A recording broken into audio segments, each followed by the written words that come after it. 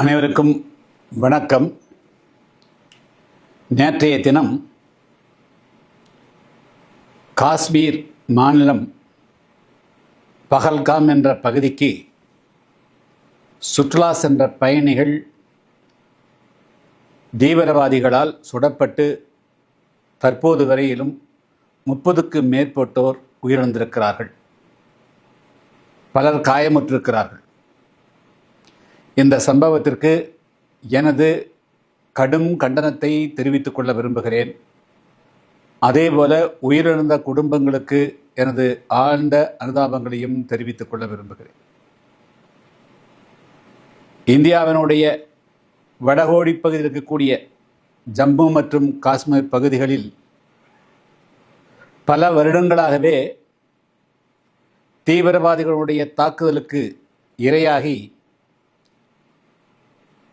ஜம்மு பகுதியில் வாழ்ந்து கொண்டிருந்த எண்ணற்ற இந்து மக்கள் அந்த பகுதியிலிருந்து வெளியேற வேண்டிய சூழல் ஏற்பட்டது. ஜம்மு மற்றும் காஷ்மீர் பகுதிகளில் ஒரு அசாதாரண நிலை என்பது எப்பொழுதும் இருந்து வந்த நிலை கடந்த சில வருடங்களாக முன்னேற்றம் கண்டு அந்த பகுதிக்கு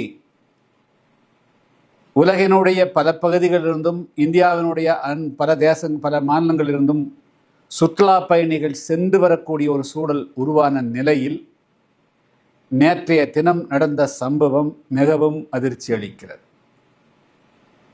இதை இனிமேலும் இந்தியா சகித்து கொள்ளக்கூடாது.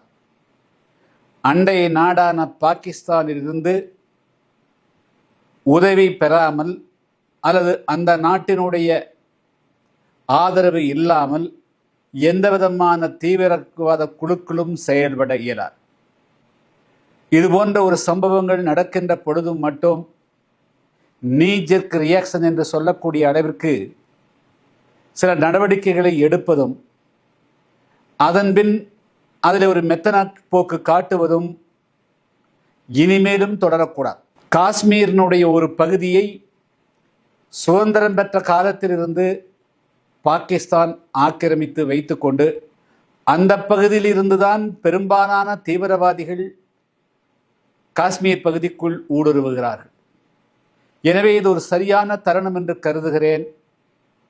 எந்த ஒரு பகுதியை பாகிஸ்தான் தனது பிடிக்குள் வைத்துக்கொண்டு அந்த பகுதியை இந்தியாவுக்கு எதிரான தீவிரவாத குழுக்களுடைய புகலிடமாக பயன்படுத்துகிறதோ அந்த பகுதியை, அந்த காஷ்மீர், அதாவது பாகிஸ்தானுடைய ஆக்கிரமித்திருக்கக்கூடிய அந்த காஷ்மீர் பகுதியை மீட்டெடுக்க வேண்டிய காலகட்டம் வந்துவிட்டதாகவே கருதுகிறேன்.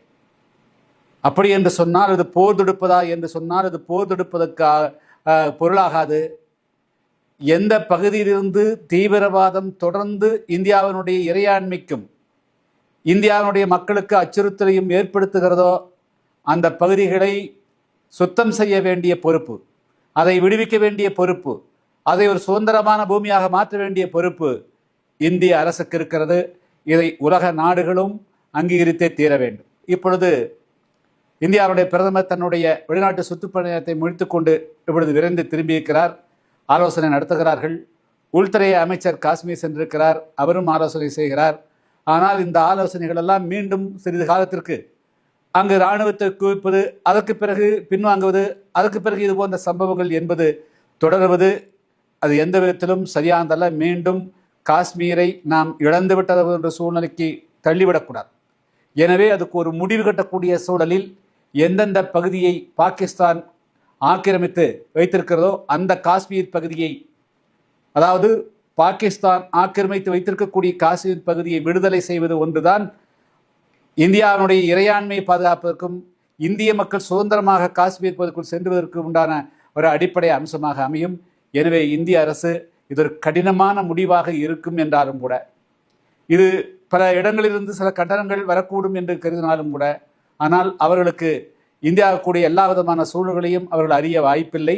எனவே அதை பொருட்படுத்தாமல் இந்தியாவினுடைய இறையாண்மையை பாதுகாக்க வேண்டிய பொறுப்பும் இந்திய மக்களுடைய பாதுகாப்பும் தான் இந்திய அரசுக்கு முக்கியம் என்ற அடிப்படையிலே அந்த பாகிஸ்தானுடைய ஆக்கிரமிப்பு காஷ்மீரை பயன்படுத்தி அங்கு இருக்கக்கூடிய தீவிரவாதிகள் தொடர்ந்து இந்திய மக்களை கொன்றுவிப்பதற்கு ஒரு வாய்ப்பாக இருக்கக்கூடிய அந்த சூழலை மாற்றி அமைக்கக்கூடிய வகையில் பாகிஸ்தான் ஆக்கிரமிப்பு காஷ்மீரை விடுதலை செய்ய இந்திய அரசு நடவடிக்கை எடுக்க வேண்டும் என்று வலியுறுத்துகிறேன்.